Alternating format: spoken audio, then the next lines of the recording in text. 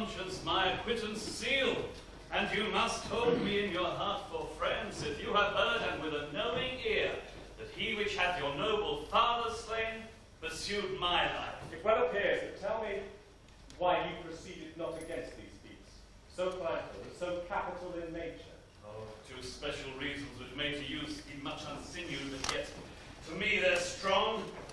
The queen his mother lives almost by his looks, and for myself, my virtue or my plague, be it either which, she is so conjunctive to my life and soul, that as the star moves not but in his sphere, so I could not but by her.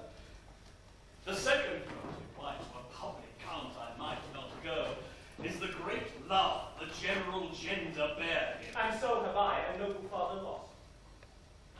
A sister driven into desperate terms, whose word, in praises may go back against a challenger unmountable the age, but her perfection. But my revenge will come. Now, what news? Letters, my lord, from Hamlet. This to your majesty, this to... Hamlet? Who brought them? Sailors, my lord, they say. I saw them not. Laertes, you shall hear them. Leave us. High and mighty, you shall know I am set naked on your kingdom. Tomorrow shall I beg leave to see your kingly eyes, when I shall, first asking your pardon thereunto, recount the occasion of my sudden and more strange return. Hamlet, what should this mean? Will the rest come back, or is this some abuse and no such thing? I am lost in it, my lord, but let him come. It warms the very sickness of my heart that I shall live and tell him to his teeth, thus didst thou. Be so, Laertes. Will you be ruled by me? Aye, my lord. So you will not overrule me to a peace. To thine own peace I will work him to an exploit now ripe in my device, under the which he shall not choose, but fall. My lord, I shall be ruled the rather if you could devise it so that I might be the organ. It falls right.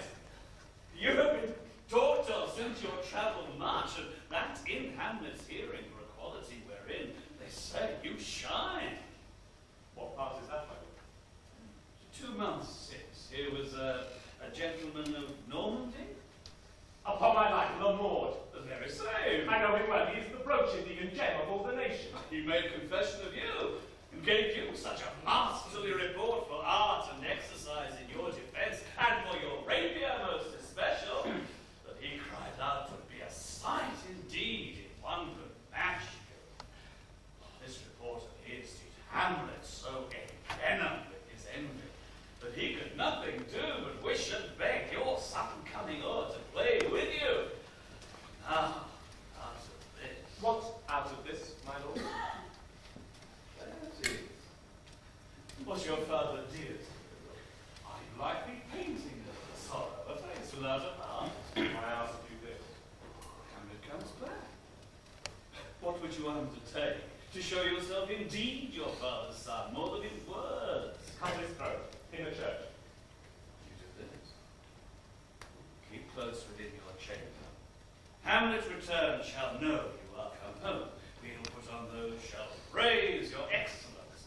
Set a double varnish on the fame the Frenchman gave you. Bring you in fine together, and wager on your heads. He, being remiss, most generous, free from all contriving, will not peruse the foils.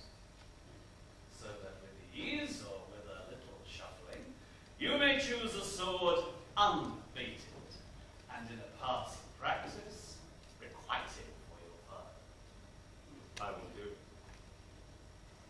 And for this purpose, I'll anoint my sword.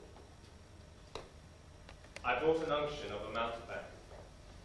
I'll touch my point with this contagion, that if I gall him slightly, it may be dead. Let's further think of this. Weigh what convenience both of time and means may fit us to our shape. If this should fail, and that our drift look through our bad performance, 'twere better not to say. Therefore this project should have a back or second, which might hold if this did blast in proof. So let me see. We'll make a solemn wager on your cunnings.